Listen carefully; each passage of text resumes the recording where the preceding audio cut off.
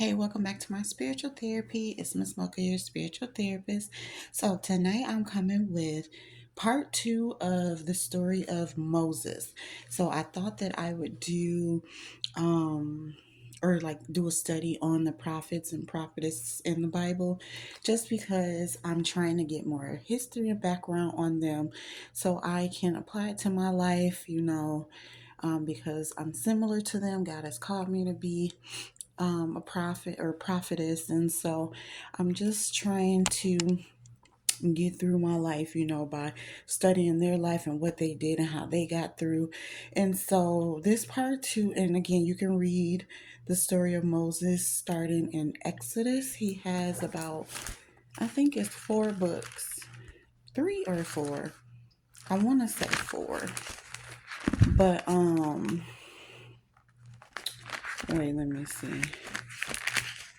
No, maybe it's 5. He had all the 5 books, the first 5 books. So, but yeah, you can check out the story of Moses, in the first 5 books of the King James Version Bible. And so, yeah, this is part two, and it's really focusing on his work history. So, part one was kind of like who was Moses, his early background, his history. Now, this is what did Moses do? What did he do for work? He's grown now, he's living on his own. And so basically, he was a husband and a father, and he started working for his father-in-law by keeping the flock. So that was his job. That's what he thought his job was until God called him to lead the people of Israel out of Egypt. So God came to Moses when he was just out doing his regular 9 to 5 for his father in law, out tending the flock, the sheep, or whatever, and he came to a mountain and God appeared to him. So, he was able to see, hear, and speak to God. And I think he was the only one that was able to see him, probably him and Aaron. Aaron's his brother. We'll talk about him a little later. But yes, he became one of the first prophets to see, speak, and hear God, the voice of God, and God himself, And so God came down and called him, to be a leader, to lead the children of Israel out of Egypt, out of the slavery, out of the bondage, out of the hardship, into what the land that God had promised them. And so Moses, being a regular person, was questioning God because he didn't think that he was qualified to lead the people. He didn't think the people would believe him or listen to him. He thought he wasn't eloquent, which I looked in the thesaurus to get a meaning for it, and that just means articulate, expressive, vocal, outspoken, having a way with words or a skillful way with words. And so that wasn't Moses. So he's like, how can I go tell some people that I'm leading them and God sent me and I'm come to bring them out and give them these messages when I don't speak well? And then he was also talking about how he's slow, like he has slow speech and a slow tongue. So not only did he wasn't like good with words, he was also a slow speaker.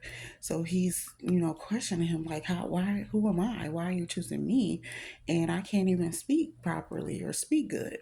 And so God still chose him, even though Moses didn't feel he was qualified. God felt he was qualified. And so God assured him that God would be with him, that he would teach him, what to say, where to go, what to do, and he would show him signs and wonders, and he would also have him do the signs and wonders. So not only was he um leading, he was also speaking, teaching, and doing signs and wonders. So that was his little job description. Not little because it was a big job, but that's like his 4 job duties or whatever. And so where am I at? And so because of Moses putting up such a fuss about his speaking, God allowed his brother Aaron, who did speak well, to help him, by being his spokesman. So Aaron's job was to take the messages from Moses, which Moses got from God, and give to the people. And so, yeah, that's basically the history of his work. He started out tending flock like his regular 9 to 5, and then God called him, to do spiritual work for him, to go be a leader, to help people, which he probably chose him because he was already helping people. That's kind of like who he was. We saw that in part one, where he helped a few people. That's how he ended up murdering someone, and that's how he ended up with his wife in a new country. So, but anyway, yes. So Moses, let's see. Yeah. So Moses left his father-in-law in that job, and he took his wife and children, and he went to Egypt with his brother as God instructed. So it was like, as soon as God told him to do it, he did it. Of course, God showed him the signs and wonders that he would be doing, so that the people would believe him and would listen to him. So he kind of showed him his job duties, told him what he would be doing, and sent him on his way. And so then, right before he sent them, remember, Moses had fled from Egypt because he had killed an Egyptian man and they were going to kill him. So that's why he was in this other country. But God told him, nope, go back to Egypt and don't even worry about the men that wanted to kill you because they're dead now.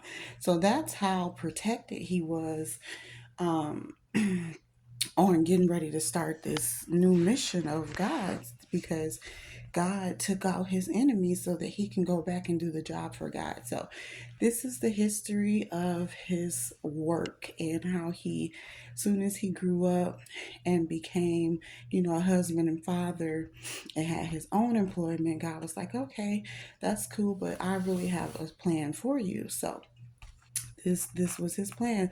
So the next video will kind of get into, all that happened in Egypt. So that might be a little bit longer, but yes, all that happened in Egypt when he got there and got to the people and led them out. So this is part two, his work history. So as always, thanks for listening.